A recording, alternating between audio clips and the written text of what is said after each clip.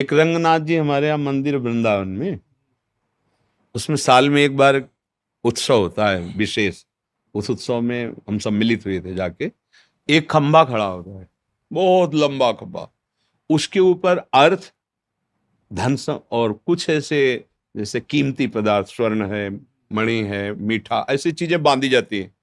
इसके बाद आपको शरीर से चढ़ के और वो लेना है। हमारी बात समझना, खेल होता है एक। तो ब्रज के बड़े बड़े पहलवान केवल लंगोट पहन करके, मान लो 100 ऐसे खड़े होते हैं, ऐसे क्रम बाई क्रम चढ़ते हैं। और जिसने वो इनाम बांधा है उसी ने खेल रचा है, और वही चढ़ने की योग्यता की बात करता है वहां पर। और वही चढ़ ना पावे, इसलिए घी, दही, पानी ये भर करके सीढ़ी से जितने शरीरधारी चढ़ते हैं उनके ऊपर डालते जा रहे हैं। अब चढ़ के दिखाओ, और जो चढ़ पाता है तो वो संपत्ति और वो इनाम प्राप्त करता है। ऐसे ही भगवत प्राप्ति ऊंचाई पर बांध दी गई खेल है, मालिक का खेल है। इसके बाद ये शब्द, स्पर्श, रूप, रस, गंध, ये फिसलन डाली गई। अब चढ़ो, वही डाल रहा है फिसलन जिसने इनाम बांधा है। परम पद का अधिकार, परमानंद की अनुभव, चाहे सारिष्ट, सामीप्य, सायुज्य, जो भी चाहो पद वो प्राप्त हो जाएगा, पर फिसलन डाली जाएगी। अब तुम्हें फिसलना नहीं है, तो कई बार देखा कि पहुंचते पहुंचते फिसल गए, पर वो लोग हारे नहीं। 4-5 बार में फिर वो पहुंच गए, पकड़ लिया। तो उससे हमें उदाहरण, अपने लोगों का जो दिमाग होता है ना, वो चिंतनीय होता है। हर घटना में, हर बात में अपने काम की बात निकाल लेना। तो उस भागवतिक मेले में, उस दृश्य में ये बात पकड़ में आई। ठीक ऐसे ही मालिक खेल खेल रहा है हमारे सामने। वो भोग रखता है फिसलन वाले, जिससे हम परमानंद स्वरूप अपने आत्मबोध या भगवत प्रेम पाने के लिए ही उसने वो भी रखा है। मानव देह भी दिया है, उसी का रचा हुआ है, पर फिसलन उसने जरूर रखी। एक बार फिसलो, 2 बार फिसलो, 3 बार फिसलो, पर हारना नहीं। चढ़ जाओ, चढ़ जाओ। तो कभी काम फिसला देता है, कभी क्रोध फिसला देता है, कभी मोह, कभी अहंकार, कभी ईर्ष्या, मत्सरता, नाना प्रकार की फिसलन वाला हमारे सामने खेल रचा जाता है। अब वो आकर्षण फिसलन वाला है ही रचा इसीलिए गया है कि तुम इसी में लगे रहो। अच्छा, लगे रहो तो मालिक का खेल है, आनंदित रहो। जब इससे ऊब जाना तो वो है चढ़ो। फिर ये चढ़ाई है, ये ऐसी चढ़ाई है, खड़ी चढ़ाई है, बिना सहारे के नहीं चढ़ सकते हो। इसमें गुरुजनों का, निकले हुए महापुरुषों का सहारा। गुरुजी सम्मोहित बहुत करती माया, भक्ति उतना नहीं कर पाती। वैसे सम्मोहन माया नहीं करती, आप मोहित हो रहे हो। हमें बताओ माया का रूप क्या है? हाँ, सहन, वातावरण, खाना पीना, प्यार, दुलार, समाज, पुत्र। ये आप स्वीकार किए हो प्रभु। आपको कोई आकर्षित कर रहा है क्या? आप ही तो फंसे हो। एक ये आवश्यकता है ना। आवश्यकता बिल्कुल नहीं भैया, तुम्हें अज्ञान में हो। हमारे स्वरूप को कभी भी किसी भी तरह का अभाव नहीं व्यापता। अभाव देह को लेकर के होता है। गुरुजी एक बात हुआ विंध्याचल में यज्ञ, वहाँ हुआ तो वहाँ पढ़ते कर भूखे भजन हो, गोपाला ले ले अपन कंठी माला। ये भूख किसका विषय? प्राणों का विषय। पहले देखो, जहां आप बात कर रहे हो यहां शुद्ध आध्यात्मिक मार्ग की बात होती है। भूख का विषय कौन? भूख प्यास का विषय अगर थोड़ा शास्त्रीय ज्ञान हो तो समझ सकते हो। प्राणों का विषय है। आप प्राण नहीं हैं, छांदोग्य उपनिषद पढ़ के देखो, आप प्राण नहीं हैं। तो अब आप अपने को और कुछ मान लेंगे तो ये ले कंठी माला। किसकी कंठी माला? किसकी? ज्ञान में आओ तो, और भक्ति। आप अपने स्वरूप को नहीं जानते हो। कितने हाथ का शरीर है? अगर अपने हाथ से नापो, 3.5 हाथ का। कितने साल हो गए आपको इस शरीर में रहते? 58 साल में 58 सेकंड भी कभी नहीं सोचा अपने स्वरूप को कि तुम हो कौन। अगर तुमसे पूछा जाए आप कौन हो, तो अपने गांव का नाम बताओगे, शरीर जहां जन्मा है वो बताओगे, शरीर का जो नाम है। आप इतने ज्ञानी हो कि 3.5 हाथ में रहते हुए 58 वर्ष हो गए, तो आप अपने को अभी तक नहीं जान पाए। अब बोलो कैसे तुम जान पाओगे कि माया क्या है? सत्य देखो, ये अध्यात्म मार्ग है। यहां मतलब बिल्कुल लक्ष्य पे बात होती है। अब लक्ष्य नहीं समझते हो तो फिर हम चुप हो जाएंगे। हमारे पास व्यवहार वाली ज्यादा बातें हैं नहीं, क्योंकि बचपन से भगवान ने व्यवहार में रखा ही नहीं। अपने को आप नहीं जानते हो भाई। शरीर को मान लिया, अब शरीर में अभाव ही अभाव है, स्वरूप में कभी अभाव नहीं है, प्रभु में कभी अभाव नहीं है, देह में अभाव। हम जिसको प्रिय मानते हैं, जिसको सुख मानते हैं, हम स्वयं उसको पकड़ लेते हैं और लगता है मैं भी इसके बिना जी नहीं सकता। ये हमारी गलती है, कोई माया नहीं है। जो हमें प्रिय लगता है वो हमें नहीं लगता है, इंद्रियों को लगता है। बहुत बढ़िया सुगंध आई, किसने बताया? घ्राणेन्द्री ने।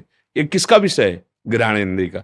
बहुत बढ़िया खीर पुआ बने, किसका विषय है? रसेंद्री का। बहुत बढ़िया गायन, किसका विषय है? श्रवणेन्द्री का। बड़ा सुकोमल स्पर्श है, किसका विषय? त्वगेन्द्री का। मना कष्टान इंद्रियाणि प्रकृति स्थानि करसति। भाई बांधा किसने? तुम खुद बंध रहे हो। बंधे हो कीर मरकट किने। गोस्वामी जी कह रहे ना, जड़ चेतन ही ग्रंथि पड़ गई यद्यपि मृषा छूटति कठिनाई। जो कह रहे हैं कि ये लो अपनी कंठी माला, भूखे भजन होए गोपाला, ये बिल्कुल मजाक है। जैसे विनोद में नहीं कहा जाता, ये बिल्कुल विनोद है, ये कोई सिद्धांत नहीं है, कोई सत्य मार्ग नहीं है। और ये केवल प्रवचन नहीं है, ये देखो बैठे हैं, ये एक ऐसे व्यक्ति हैं जो काशी में भी सेवा में रहे और वृंदावन में भी आ गए।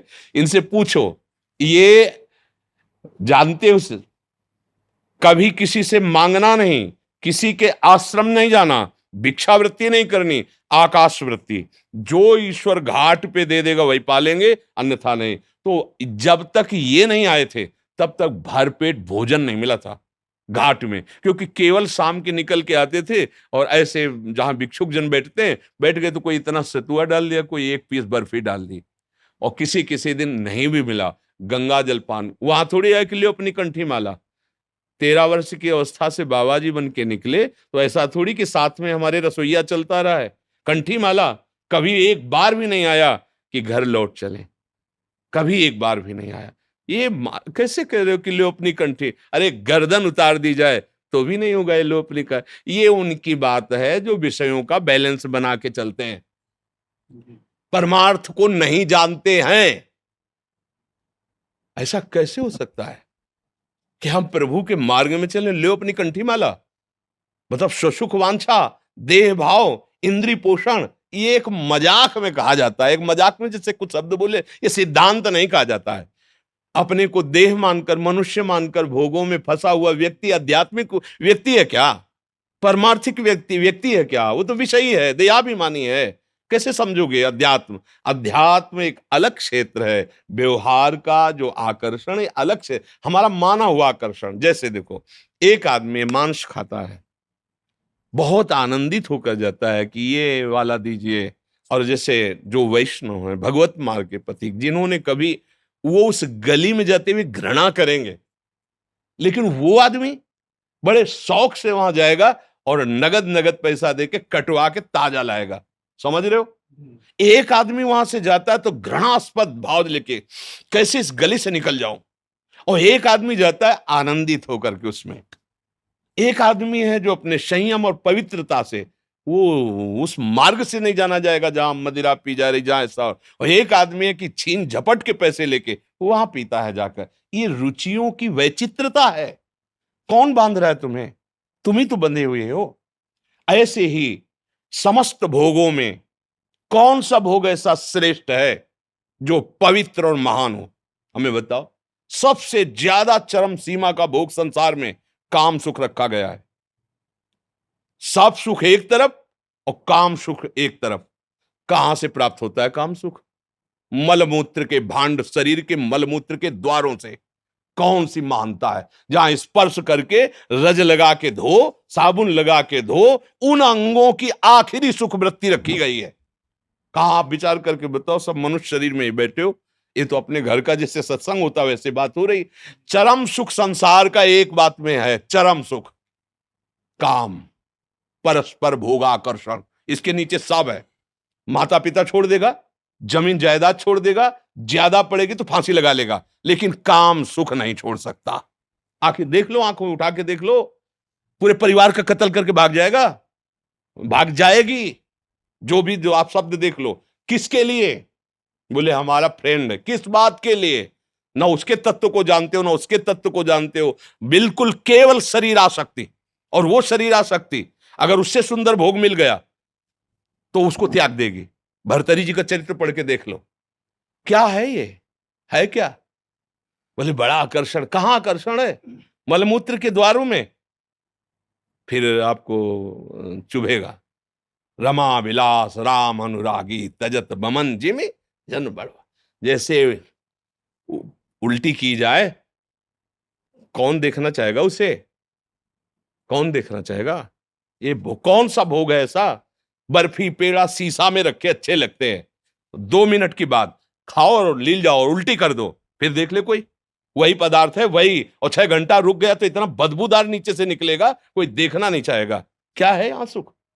कौन सा सुख है?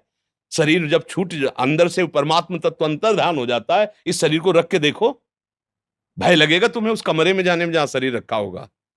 शरीर देखने लायक नहीं रहता। क्या है सुख? हमें बताओ कौन सा सुख है? भ्रम। अगर इसे भोग लूं तो मैं सुखी हो जाऊं। लाखों बार करोड़ों बार भोग के देख लिया है कुछ? क्या हाथ लगा? फिर वही वासना, फिर वही तृष्णा। कह रहे हो मुझे माया फांसे। अरे तुम खुद अज्ञानवश आसक्त हो रहे हो। कहां सुख है? कहां है? किसमें है? बताओ। अगर है तो तुम्हें तृप्त हो जाना चाहिए। मेरी मांग है कि मुझे ये मिल जाए।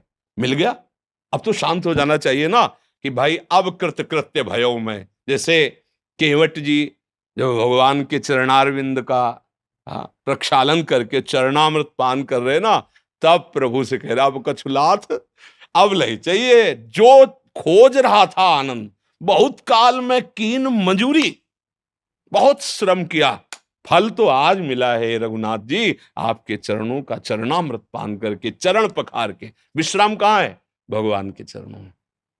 बड़े बड़े चक्रवर्ती सम्राट अपने राज्य सुखों का त्याग करके और भगवान के भजन में जाकर विश्राम प्राप्त किया है। हम खुद फंस गए हैं, कोई हमें नहीं फांसे, हम खुद फंस गए हैं। सुख मानकर खुद फंस रहे। आप अच्छे से विवेक से बताओ कौन सा ऐसा सुख है जो स्थायी है, जो हमको सदा प्रसन्न रख सकता है, जो हमें क्लेश रहित कर सकता है? एक भी सुख बताओ। बोले अगर रुपया हो जाए तो फिर मस्त हो जाएंगे। जिनके अरबों खरबों रुपया है ना, टेबलेट से नींद आती है, शांति नहीं है, और चाहिए। क्योंकि अब इतनी पोजीशन बढ़ गई है, अगर इससे नीचे उतरे तो संसार क्या कहेगा? खुद फंस गया, कोई किसी को कुछ नहीं कहता, वो अपने आप में फंसा हुआ है। अब उसको चाहिए कि अमेरिका का जो सबसे बड़ा धनी है उसकी टक्कर हो। इंडिया में ऐसा, भारत में एक ऐसा धनी है जो विश्व लेवल का, विश्व लेवल का जब बन जाएगा ना तो दिमाग खराब हो जाएगा उसका। अब ये स्थिति नीचे न गिरने पावे, कोई हमें परास्त न कर पाए। कहां शांति? सब जगह अशांति भय। गोस्वामी जी का अनुभव, तब लगी कुशल न जीव कहूं, सपने हूं मन विश्राम, जब लगी भजत न राम कहूं, शोक धाम तज काम। हम खुद फंसे भैया, हमें कोई नहीं फंसाए। कोई अगर हमें फंसा सकता है तो हम खुद फंसे, हम ही फंसाने वाले, हम ही मुक्त होने वाले हैं। बंदे कीर वो पकड़े कि अगर छोड़ दिया तो मर जाऊंगा, अगर छोड़ दे तो मुक्त हो जाए। बहली आता है फांस के ले जाता है। बंदर ऐसे सुराई में ऐसे डालता है, छुआरे चने आदि ऐसे कस के पकड़ता है, लोभी। अब उसने सोचा मुझे किसी ने पकड़ लिया, अगर वो छोड़ दे पदार्थ तो मुक्त है। लेकिन वो सोचता है अब वो पदार्थ छोड़ता लगे, उसको लगता है मुझे कोई आया एक डंडा मारा बांध के ले गया।